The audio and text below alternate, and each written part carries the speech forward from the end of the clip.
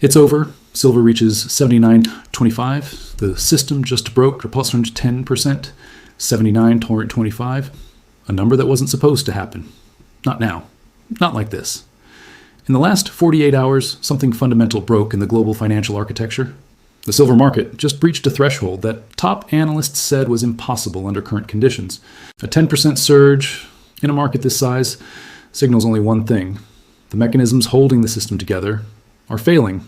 What you're about to discover isn't theory. It's already happening, and most won't realize it until it's far too late. The question isn't whether the system is breaking. The question is, do you understand what comes next? Welcome to Financial Inspection, where we examine the economic realities that demand your attention. If you value clarity in uncertain times, if you prefer analysis over noise, then this channel was built for you. May I ask you to do something important? Just below this video, you'll see a subscribe button. Think of it as marking your place in a critical conversation, one that continues with each analysis we publish. Your subscription ensures you won't miss the insights that could make the difference in your strategic decisions. And please, tell us in the comments, where in the world are you watching this from today? Your perspective matters, and we're genuinely curious about the global reach of this community. Now, let's examine exactly what happened and why it changes everything. On a seemingly ordinary trading day, something extraordinary occurred in the global silver market. The price reached $79.25 per ounce, a level that shattered expectations and sent shockwaves through financial institutions worldwide. This wasn't just another price movement. This was a breach. Financial analysts had spent months dismissing the possibility of such a surge. They had constructed elaborate models, built sophisticated forecasts, and assured their clients that precious metals would remain stable. Yet, in less than 48 hours, the market proved them catastrophically wrong. The 10% increase represented more than mathematical calculation. It exposed something far more troubling, a fundamental crack in the infrastructure that supports modern commerce. Silver occupies a unique position in the global economy. Unlike gold, which serves primarily as a store of value, silver functions as both a monetary metal and an industrial necessity. It powers solar panels, enables electronics manufacturing, and remains essential to countless production processes. When its price breaks historical barriers this rapidly, the implications extend far beyond commodity traders. Experienced market observers recognize the signal immediately. In 1980, silver reached unprecedented levels during a period of severe monetary crisis. The Hunt brothers' attempt to corner the market coincided with inflation rates that devastated purchasing power across America. Families watched their savings erode. Businesses struggled with unpredictable costs. And the Federal Reserve faced credibility questions that threatened the dollar's global standing. The metal eventually crashed, but not before revealing deep structural problems in the financial system. Decades later, in 2011, silver surged again during the aftermath of the global financial crisis. Central banks had flooded markets with newly created currency. Governments accumulated debt at unprecedented rates, and investors fled toward tangible assets. The price spike reflected a loss of confidence in institutions that once seemed unshakable. Each historical breach carried a message. The current movement to $79.25 delivers that message once more, but with critical differences. Today's surge occurs against a backdrop of challenges that dwarf previous crises. Government debt levels have reached peacetime records across developed nations. Central banks hold balance sheets bloated beyond anything economists once considered sustainable. The derivatives market has grown into a complex web of interconnected obligations that few fully understand. When silver breaks through resistance levels under these conditions, it functions as a stress indicator for the entire system. Professional traders understand that commodity markets operate through delicate balance. Physical supply meets investment demand through pricing mechanisms refined over generations. Futures contracts allow producers to hedge risk, enable consumers to plan purchases, and provide speculators with opportunities to profit from price movements. This infrastructure depends on trust. Trust that contracts will settle, that counterparties will honor obligations, that pricing reflects genuine supply and demand rather than manipulation or intervention. The breach at $79.25 suggests that trust is eroding. Industrial users of silver now face difficult calculations. Should they secure supply immediately at elevated prices, or wait for a correction that may never arrive? Either choice carries risk. Purchasing now locks in high costs that competitors might avoid. Waiting could mean production shutdowns if supply becomes unavailable. Treasury managers at corporations worldwide are reassessing their assumptions. The models they relied on for budgeting and planning assumed commodity price stability. That assumption no longer holds. They must now consider scenarios they previously dismissed as improbable. Entrepreneurs watching their input costs surge face immediate pressure. Profit margins calculated months ago no longer reflect reality. Customer commitments made at previous price levels now guarantee losses. The agility required to adapt exceeds what many small operations can manage. Meanwhile, the derivatives complex surrounding silver has grown exponentially.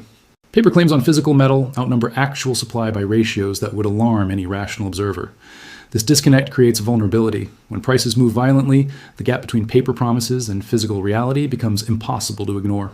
Financial institutions holding short positions now face margin calls that threaten their capital reserves. Those who bet against silver's rise must either close positions at devastating losses or maintain them while bleeding resources daily.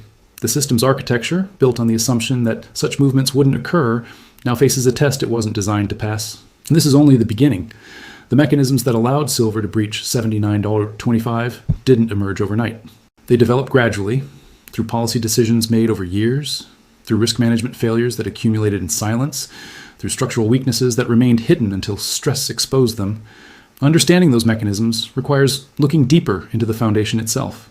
Behind every price on a trading screen lies an invisible architecture, a complex system of agreements, obligations, and trust that most people never see until it breaks. The silver market's leap to $79.25 didn't occur in isolation. It revealed fractures in a structure that financial engineers spent decades constructing, a structure now showing signs of catastrophic failure. Consider how modern silver pricing actually works. Most people assume the price reflects simple supply and demand.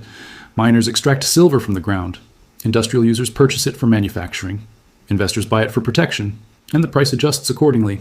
This understanding, while comforting, misses the deeper reality. The actual mechanism is far more precarious. Physical silver represents only a fraction of the market's total activity. For every ounce sitting in a vault, dozens of paper contracts claim ownership of silver that doesn't exist. Exchange-traded funds hold certificates. Futures markets trade promises of future delivery. Options contracts provide leveraged exposure without requiring actual metal. This financial scaffolding created efficiency, but also vulnerability. A mining executive in Peru extracts silver at a cost of $18 per ounce. He sells futures contracts to lock in $25, protecting his profit margin against price declines. Electronics manufacturer in South Korea buys those same contracts, securing supply at a known price for production planning. A hedge fund in London takes the opposite position, betting prices will fall. When the system functions properly, these transactions balance seamlessly. But the system stopped functioning properly months ago. The derivatives market surrounding silver has expanded beyond any reasonable relationship to physical supply. Analysts estimate that paper claims exceed available metal by ratios approaching 100 to 1. This leverage creates enormous profit potential during calm periods and devastating losses when volatility strikes. Major financial institutions discovered this reality as silver approached $79.25. Trading desks that sold short positions, betting against silver's rise, suddenly faced margin requirements that consumed their capital reserves. The algorithms they programmed assumed historical volatility patterns would continue. Those patterns shattered within hours. Some institutions attempted to close positions by purchasing contracts to offset their exposure. This buying pressure accelerated the price surge, triggering more margin calls at competing firms. A feedback loop emerged, each desperate purchase fueling the next wave of buying, creating the exact outcome their models deemed impossible. Meanwhile, the physical market told a different story. Refineries reported delivery delays stretching into months. Dealers posted premiums over spot price that reached historical extremes. Industrial buyers willing to pay cash for immediate delivery found sellers increasingly scarce. The disconnect between paper markets and physical reality had grown too large to sustain. Central banks watched these developments with growing concern. Their policies over the previous decade had created the conditions for this crisis. Interest rates suppressed below inflation encouraged speculation. Quantitative easing programs flooded the system with currency. Government bond purchases distorted risk assessment across all markets. These decisions seemed prudent at the time, necessary responses to previous crises, temporary measures that would be unwound when conditions improved. Conditions never improved. Instead, the financial system became addicted to intervention. Each attempt to normalize policy triggered market convulsions that forced retreat. The Federal Reserve, the European Central Bank, the Bank of Japan, all found themselves trapped by their own previous actions. Silver's surge to $79.25 represented a vote of no confidence in this entire framework. Investors were sending a clear message. They no longer trusted the purchasing power of fiat currencies managed by these institutions. The rush toward tangible assets reflected fear that paper promises would eventually prove worthless. Regulatory bodies had failed to prevent this vulnerability from developing.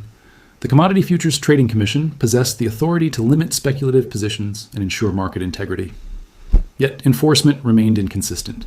Powerful institutions lobbied successfully for exemptions.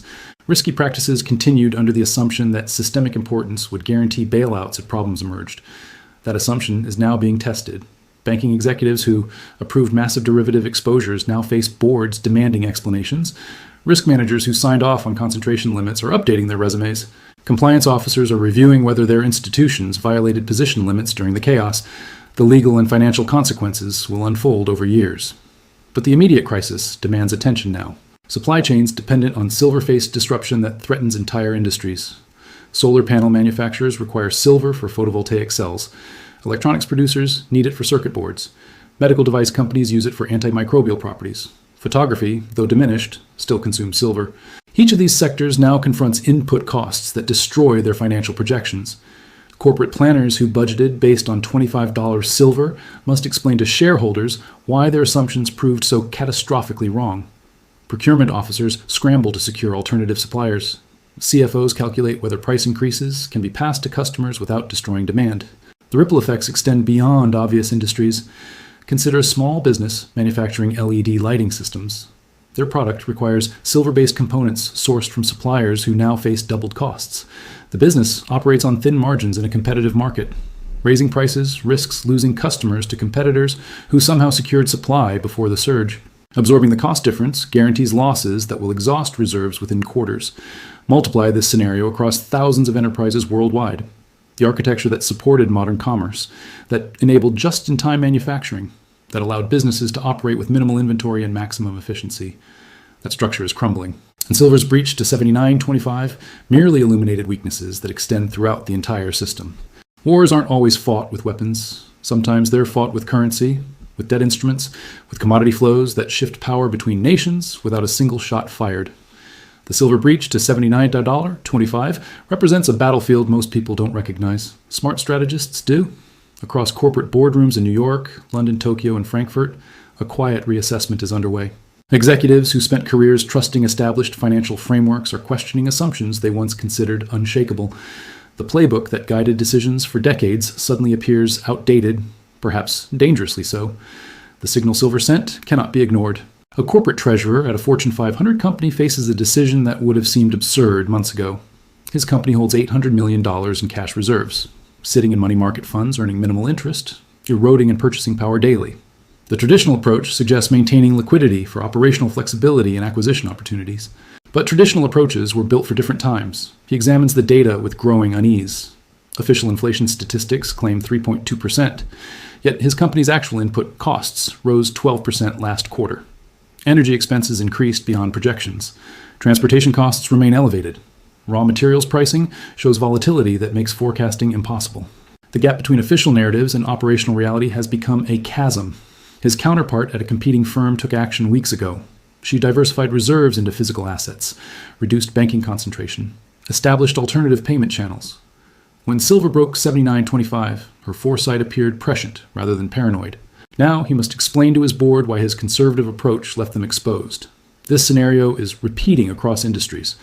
A venture capital partner in Silicon Valley reviews her portfolio with fresh eyes. 18 months ago, she deployed capital into startups promising revolutionary technology. The valuations seemed justified when central banks maintained accommodative policy. Cheap money flowed endlessly toward growth stories regardless of profitability. That environment has evaporated. Rising commodity prices signal something her economic models didn't anticipate. A return to scarcity-based economics where resource constraints matter more than software scalability. The algorithms her portfolio companies perfected become less valuable when physical inputs become unreliable or unaffordable. She begins identifying which investments can survive in a capital-scarce, resource-constrained environment. Meanwhile, supply chain executives face impossible calculations. An automotive manufacturer sources components from 17 countries across 4 continents. This diversification supposedly reduced risk, ensuring no single disruption could halt production. The strategy worked brilliantly for years, until it didn't. Silver surge affects multiple suppliers simultaneously. The electronics manufacturer in Taiwan needs silver for sensors.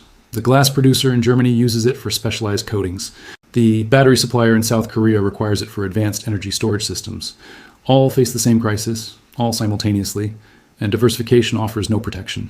The supply chain director realizes her entire framework was built on an illusion. Geographic diversification protected against regional problems. It provided no defense against systemic monetary disruption that affects all suppliers, regardless of location. She needs a completely different strategy. Currency managers at multinational corporations confront their own reckoning. A pharmaceutical company generates revenue in 43 different currencies. Standard practice involves hedging major exposures and accepting smaller currency fluctuations as a cost of global business. The Treasury team uses sophisticated models to optimize this balance, minimizing hedging costs while protecting against catastrophic moves. Silver's breach suggests their models are fatally flawed. The assumptions underlying currency hedging depend on stable monetary policy and predictable central bank behavior. When commodity markets signal systemic stress, those assumptions collapse. Currency correlations that held for decades break down. Hedges designed to protect against normal volatility become useless during regime change. The Treasury Director studies historical examples of monetary system transitions. The abandonment of Bretton Woods in 1971, the Latin American debt crisis of the 1980s, the Asian financial crisis of 1997, the Euro crisis of 2012. Each episode revealed that conventional risk management fails precisely when it matters most. Protection requires different thinking. Entrepreneurs building businesses face perhaps the most acute challenge. A founder in Austin, Texas spent 3 years developing a product that requires silver-based components. She raised capital based on unit economics that assumed stable input costs. Investors reviewed her assumptions and found them reasonable. Production was scheduled to scale next quarter. Silver's move to $79.25 destroyed her business model overnight. The components she needs now cost 60% more than her financial projections assumed. Raising prices makes her product uncompetitive. Absorbing the cost difference exhausts her runway within months. Investors who committed capital under different assumptions are reconsidering their support. She faces a choice between pivoting to a completely different product or shutting down. Across the economy, similar stories unfold in silence. The businesses that fail won't make headlines. Their employees will seek new jobs. Their investors will write off losses. Their customers will find alternatives. The economic statistics will show this as normal churn, creative destruction, healthy market dynamics. But the pattern reveals something darker. An entire generation of businesses was built on assumptions of monetary stability and resource availability that no longer hold. The infrastructure of modern commerce, the financing mechanisms, the supply relationships, the pricing models, all calibrated for conditions that are disappearing. Government policy responses will likely make things worse. History shows that authorities facing commodity price surges typically react with controls, mandates, and interventions that distort markets further. Price caps create shortages. Export restrictions trigger retaliation. Currency interventions spark competitive devaluations. The playbook is predictable and predictably counterproductive. Smart strategists are positioning ahead of these responses rather than waiting to react. They're reducing dependencies on systems that require government stability, building redundancies that seemed inefficient months ago, establishing relationships that provide optionality when conventional channels fail, accumulating resources that retain value independent of official policy. This isn't pessimism, it's pattern recognition. Every major monetary system transition creates winners and losers. Those who recognize the shift early and adapt their strategies accordingly survive and potentially thrive. Those who cling to outdated frameworks, who wait for normalcy to return, who trust that authorities will successfully manage the crisis, they typically suffer devastating losses. The silver market's message is clear for those willing to hear it. The system that supported post-war prosperity, that enabled globalization, that allowed businesses to operate with minimal concern for monetary stability, that system is breaking. What comes next depends on decisions being made right now. There's a moment in every crisis when denial becomes impossible.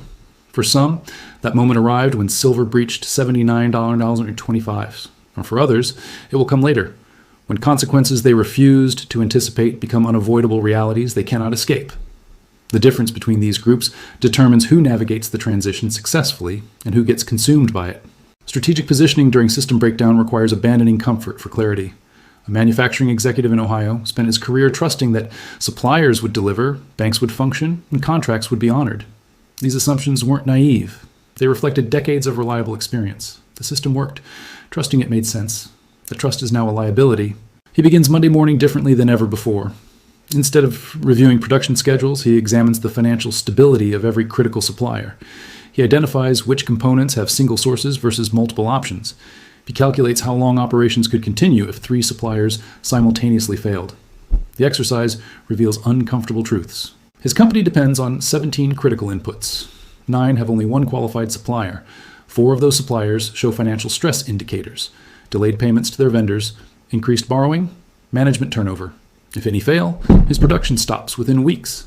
He needs alternatives that don't exist. So he begins creating them, not through traditional procurement channels that require months of qualification, but through direct relationships with smaller producers who can move quickly.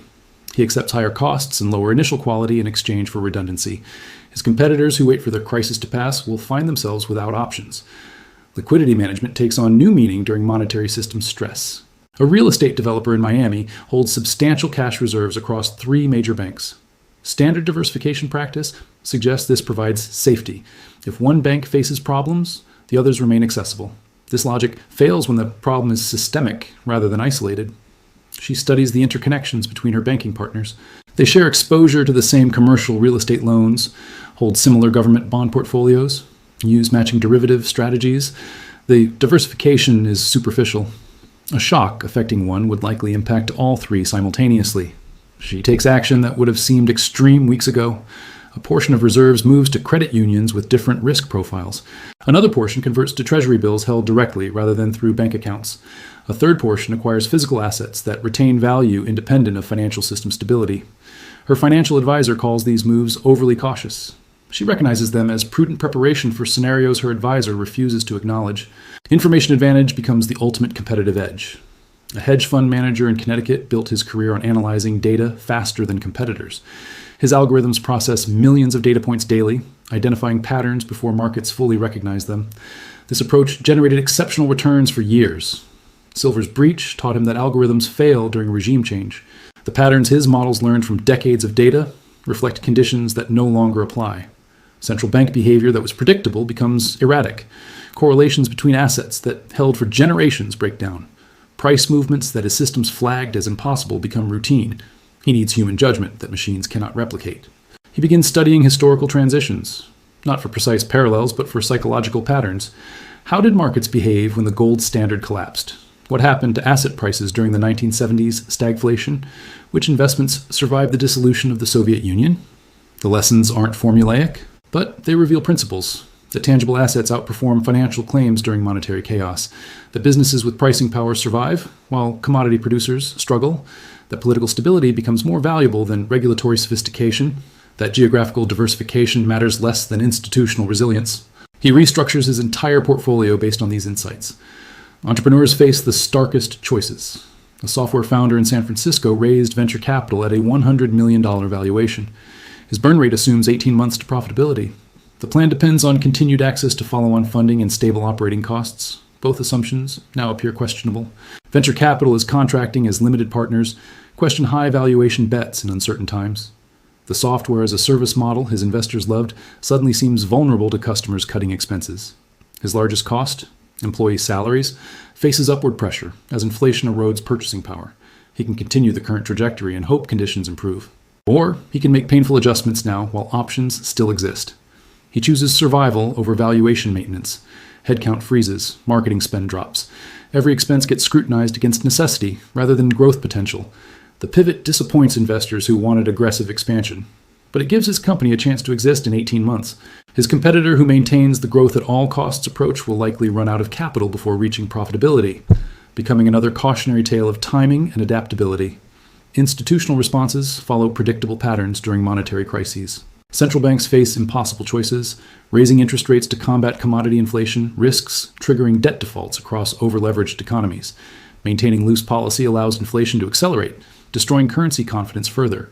History shows they choose the path of least immediate pain, continuing accommodation until markets force their hand through crisis. Governments respond with controls that create new problems while failing to solve existing ones. Export restrictions on critical commodities, price controls that create shortages, currency interventions that spark competitive devaluations, capital controls that trap investors.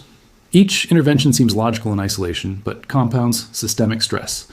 Strategic operators position ahead of these responses rather than reacting to them.